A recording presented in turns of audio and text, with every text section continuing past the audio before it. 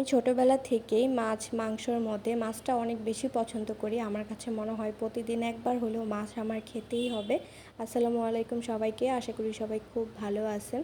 আমি মাছ পছন্দ করলেও কিন্তু মাছ তেমন চিনি না, হাতে গোনা হচ্ছে দুই একটা মাছ চিনি, যেমন ইলিশ মাছ, চিংড়ি মাছ, আরও হয়তো বা এক দুইটা মাছ চিনি। আমি ওইভাবে মাছ চিনিই না। যদি আমাকে কেউ বলে যে খাওয়ার সময় এটা এই মাছ, আমার ওইটা ভেবেই খেতে হয়, কারণ আমি মাছ একদমই চিনতে পারি না।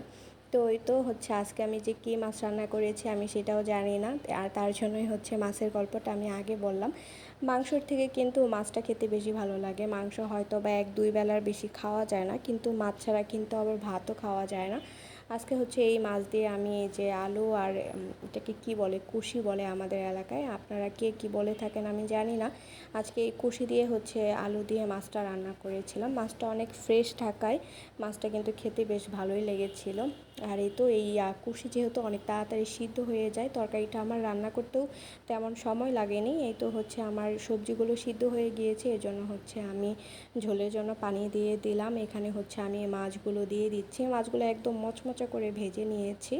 এভাবে মচমচা করে ভাজার পর তারপরে তরকারিতে দিলে কিন্তু বেশ ভালো লাগে। আর অনেক সময় যে মাছ ভাজা না হলে কিন্তু মাছ থেকে কাঁচা কাঁচা গন্ধ আসে।